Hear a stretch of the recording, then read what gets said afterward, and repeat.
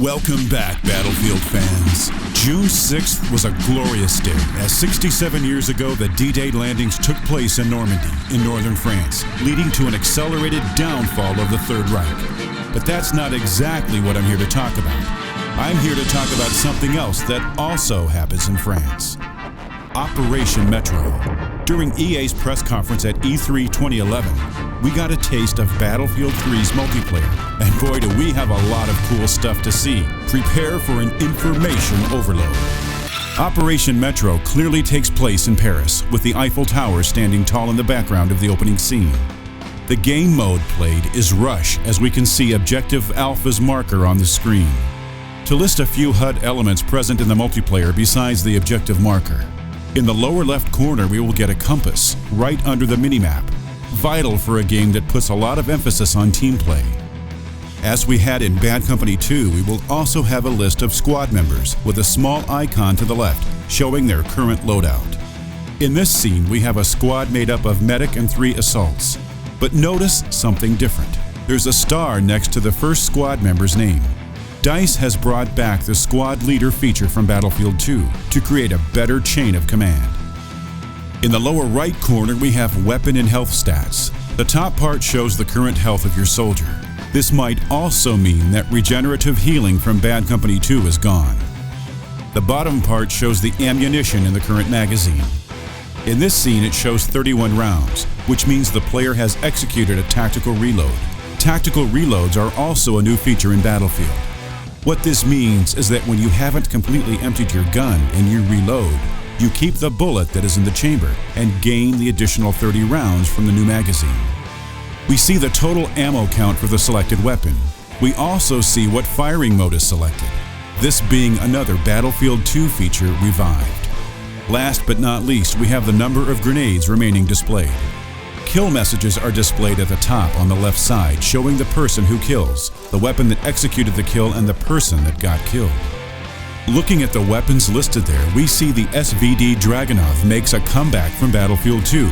We see a new addition to Battlefield, the Pachenik PKP, a Russian-built LMG belonging to the PK family of weapons, which fires 7.62 by 54mm rounds. The AK-74M is another cool addition to the stockpile of available weapons.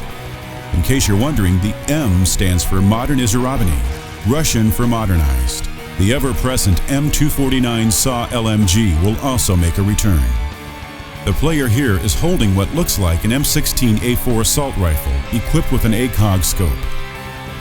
The following scene shows the gunner's view from inside an LAV-25, belonging to the US Marine Corps. The gunner will control a 50 caliber M2 machine gun as indicated by the text in the upper left corner. On top we also see some sort of numbers. We believe these indicate the distance to the target. At the bottom we see the orientation of the main turret and machine gun compared to the hull of the LAV. The shorter line represents the 50 cal and the longer line represents the LAV's main chain gun. Last but not least, in the lower right corner we also see the vehicle's health indicator and the occupants of the vehicle. The LAV-25 seating a maximum of 6 people. 1 driver who also controls the main weaponry, 1 gunner that controls the secondary armament, and 4 occupants who will probably be able to fire via firing ports on the sides and in the back of the armored vehicle. The next scene shows the player looking into the scope, aiming at a group of enemies, one of which is probably an engineer, judging by the RPG-7 on his back. After that we can see the player holding an M4A1 carbine running next to an LAV-25. Looking at the kill messages again, we realize another weapon makes a comeback from Bad Company 2. The MP443 Gratch pistol. Also note the crosshair in the kill message. This probably means that the respective soldier was killed by a headshot. Next up, we see the player shooting at an enemy with his M4A1 shortly after the set of objectives was destroyed and the base taken. Someone else is also firing at that enemy, and judging by the explosions, it could be a fellow teammate and his LAV-25. At the bottom, we get a glimpse of the scoring system. The player here got 100 points for the kill, 10 points as an Avenger bonus for avenging a fallen teammate shot by the respective enemy, and something new, a comeback bonus worth 40 points. This bonus is most likely received when making a comeback from a recent streak of deaths. The final scenes in the park show the player shooting his M16A4, again claiming Avenger points. In the kill messages, we see another weapon to be featured in BF3, the Beretta M9 pistol.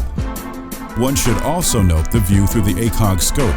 In the Fault Line series of trailers, the view was way back, and following feedback, DICE corrected it, moving the view somewhat closer. Nonetheless, it's still not entirely realistic, as the view zooms in entirely when aiming, instead of the zoom occurring only inside the scope due to magnification. As soon as the player starts running, a massive explosion takes place. It could be an artillery strike, or it could be an air-to-ground missile strike. Either way, it looks like it could cause a lot of destruction. The assaults continue, and we're about to find out why the map is called Operation Metro. The fight goes underground into the Parisian subway system. It looks like a very linear area of the map with no possibility of flanking, just a simple, adrenaline-pumping head-on clash. There's one scene in particular that might grab your attention. An enemy in an NBC suit stabs you. The whole thing looks very cinematic and realistic, but you have to ask yourself why the Russians are wearing NBC suits. Could it be that there are chemical weapons present in Battlefield 3's multiplayer? In the scene where the player is crawling holding his M16 on the platform of a metro train station, we see a squad member down, with a little lightning bolt-like figure next to his name, indicating he's incapacitated and needs a medic to revive him. However, traditionally, only medics are capable of seeing that symbol. The player sees it, despite being an assault. This is because DICE has rebalanced the classes, and now the assault class can trade in the underslung grenade launcher for advanced medical equipment and the ability to revive incapacitated teammates. This means there is no more medic class, as it becomes the support class, focusing on suppression and heavy firepower with their light machine guns. They can also resupply teammates with ammo. The engineer and recon classes remain basically the same. We then get a glimpse of the PKP Pechenik, here equipped with a combat scope, being fired blindly inside a train.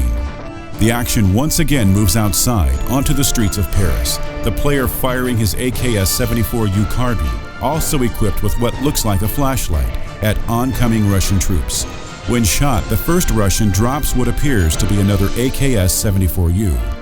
What's interesting about this scene is that the player is firing an AKS-74U, but he's an assault trooper. Could this be a sign that the 74U or other carbines will no longer be available for the engineer, as they were in Bad Company and Bad Company 2? Also, notice the fact that Russians are again seen wearing NBC suits for protection against chemical weapons. We then see the obstacle vaulting animation, the soldier jumping down onto the street, holding an M249 saw with a combat scope. Notice that the uniform has Desert Marpat camouflage. Peculiar, given that Paris is nowhere near any desert. Also, notice the Battlefield 3 advertisements on the street. A new bonus has also been added, as it can be seen in this scene. Now, players will get extra points for suppressing the enemy too. In the penultimate bit of footage, we can see what the new MCOM stations look like, while the player runs towards an armed MCOM while reloading his M9 sidearm. Last but not least, we see a building's facade getting struck, possibly by a rocket-propelled grenade. Finally, an explosion takes place which knocks the player down and kills him. Some people initially thought the player got killed by the rubble falling down onto something explosive, but he was actually killed by an explosion caused by an M67 frag grenade. However, something a few people failed to notice is that the explosion actually takes place elsewhere. Observe the minimap during the scene with the facade being blown up, and then look at the scene with the player falling down. Also observe how squad members and their loadouts suddenly change. It's just edited in for an explosive ending. In the penultimate scene, also notice how the player chose the sniper class and is equipped with an SR-25 sniper weapon system. And so ends the first multiplayer trailer for Battlefield 3. It was short, but it was sweet, proving that DICE took the best of all Battlefield games and put them all together into one big game that might just become the ultimate first-person shooter.